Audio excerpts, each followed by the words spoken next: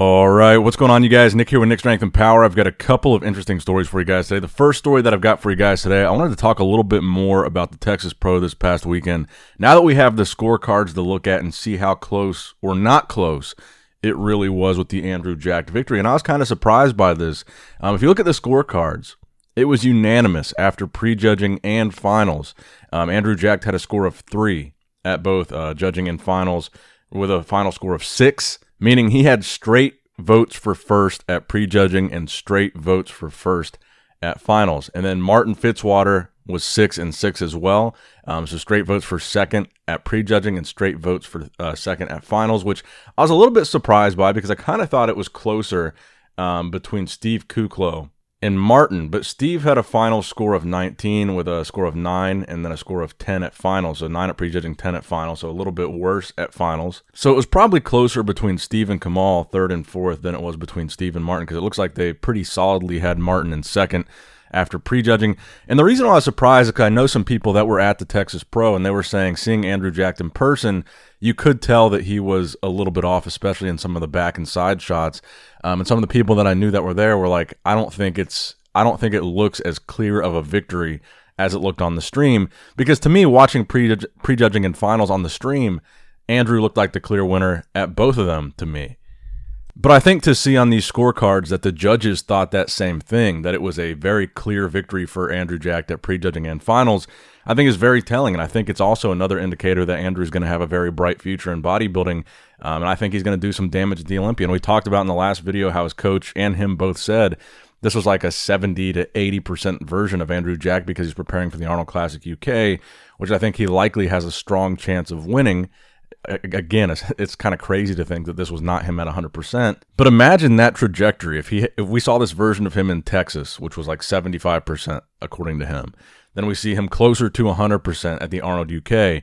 Then he gets these 2 pro shows under his belt. Imagine he wins the Arnold UK 2, goes into the Olympia off of 2 pro wins, and he's getting better. And then imagine he brings his best to the Olympia. I think he can get top 6. I think we should start thinking about what does a call-out look like of Andrew Jacked, Hunter Labrada, Nick Walker, Hadi Chupin, a lot of these top placers at the Olympia that are shorter guys, and Andrew Jacked might be the tallest guy on the Olympia stage this year. He's a very, very different type of bodybuilder, and I think that brings something interesting to the Olympian. Speaking of Hunter Labrada, he did a guest posing this past weekend where I think he looks bigger than he's ever looked. I believe he was 290 pounds at this guest posing, and this was at this weekend's NPC Colorado Cup. And a lot of people were taking note when they were watching this guest posing of Hunter that he does look a lot bigger. You can tell that he's put on size in this prep for the Olympia in this offseason prior to the Olympia. And will that make him more competitive with Nick Walker? Even though he beat Nick last year, he was 4th and Nick was 5th.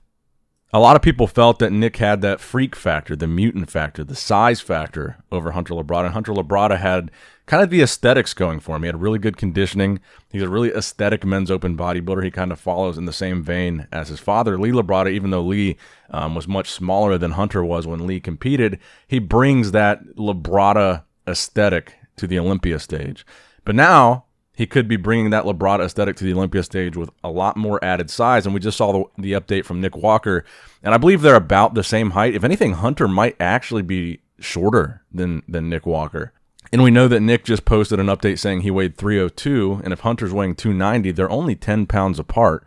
And I would say Hunter might be a little bit tighter than Nick is at this point. And I think that's the battle that I'm most looking forward to at the Olympia this year is the rematch between Hunter and Nick, because it looks like they've both improved since then. They're both bigger than they were then. They've both put on some size, according to these updates that we've seen from both of them. And then, like I said, you've got this interesting dynamic, and I think that's what's going to make the call-out so interesting is you've got these taller guys. I really feel like Michael Krizo is going to make it to the Olympia stage. I've just got a feeling he's going to win that pro show. He's going to be on the Olympia stage. And you're going to have these taller guys, which I believe Krizo and Andrew Jacked are both around 6'2". Then you've got these guys that are completely different, these shorter guys like Nick, Hadi, Hunter, even Brandon. When you throw these guys like Krizo and Andrew Jacked into the mix, I think it's going to make some very interesting call-outs. And I really feel like that's something that made this Texas Pro so fun to watch, because that top 6 was so diverse in terms of types of physiques. You had these shorter guys like Kamal that came from 212. Martin Fitzwater taking second. He's much shorter than Steve and much shorter than Andrew, but he still beat Steve and then took second to Andrew and compared, I think, favorably with Andrew Jacked. And I think that's what made it such a dynamic and fun to watch lineup. And I think that's what we're going to see at the Olympia this year. And I guess that also raises the question of which type of physique do you prefer? These taller guys or the shorter, more compact, more densely muscled guys? And I think it's also interesting, if you look over at Andrew Jack's page, Arnold Schwarzenegger himself commented the video of Andrew Jack posing. He commented a bicep flexing emoji. But it's not very often that you see Schwarzenegger give the cosign or interact with at all any of the modern bodybuilders. I mean, he was a big fan of Cedric, and Cedric was a taller guy, a more aesthetic men's open guy, and I think Andrew Jack is a very similar type of physique.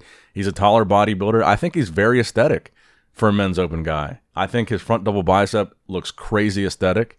He's got a really great midsection. Not only does he have a decent V-taper, but the prominence, the definition in his abs, I think is something that is like a very classic almost attribute of his that I think makes him really stand out in these lineups. Like I said in the prejudging video, in every pose, his abs pop. He's got this crazy roundness to like every muscle in his body, his abs included. And I think he just looks great. And Schwarzenegger giving him that cosign, I think is also, I think it's a pretty big deal. So I guess the question then also becomes, where do you think Andrew Jack is going to place in the Olympia? I think he's going to place top 6. He's qualified. He's going. It doesn't really matter what he does at the Arnold Classic UK, but I think he's got a strong chance of winning there. But at the Olympia, if he's 100%, I think he's top 6. And we've now seen the rise of some of these newcomers like Andrew Jack that had a lot of hype on social media. We're watching the rise, it seems, of Michael Krizo now that he's being introduced to a lot of these bodybuilders and gurus in person. They all say he's the real deal, but we still have to see him compete. There's another social media guy that has gotten a lot of hype, GoodVito, Vitaly Ugonikov. He just posted a physique update at 125 kilos, which is around 275-ish pounds. And I believe he's going to be competing in September in Brazil, attempting to earn his pro card. I don't know if he's going to have enough time to qualify for the Olympia. If he does wait until September to earn his pro card, he's going to have to do a show pretty immediately after that to fit within the window to qualify. But there is a chance that if he does turn pro in September, he would have a little bit of time to pick a pro show and potentially win to qualify for the Olympia. But GoodVito, we haven't seen as much of. I think he looks really impressive in this update, and he's looked really impressive on social media.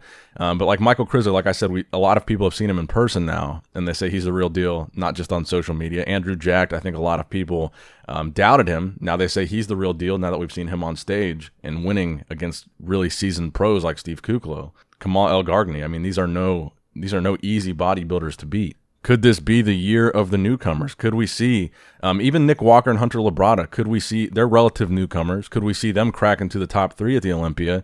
And could we see this whole crop of guys, Andrew Jack, Michael Krizo, GoodVito? Could we see all these guys on the Olympia stage as maybe top 10 placers and a whole new era of bodybuilding? I feel like is beginning right now, and there's new names and new guys that I feel like are taking over. So let me know what you guys think in the comment section below. Make sure you give the video a thumbs up if you did in fact enjoy it. Subscribe to the channel and click that bell notification icon if you're enjoying all the updates and coverage. And as always, I love you guys. I appreciate you guys. Nick Strength and Power, signing out. All right, guys, don't forget to click that like button and subscribe to this channel if you enjoy the content. Also, check out my Instagram at Nick Strength Power. My Facebook page, which is simply Nick Strength and Power. My secondary YouTube channel, Nick Strength and Vlogs, for vlogs and bonus content that you will not see on this channel. And consider subscribing to my third YouTube channel, Nick Strength and Pokemon, which is all things Pokemon and trading card games, completely unrelated to this channel. So if you're into that, give that one a look. And all links to merchandise and social media will be in the description box below. If you guys want a Nick Strength and Power t-shirt, that will be in the Shopify link below. Have a great day. Dancing in the good light, everybody's feeling warm and bright. It's such a fine and natural sight. Dancing in the good light, everybody's feeling warm and bright. It's such a fine and natural sight. Everybody's dancing in the good light. Everybody's dancing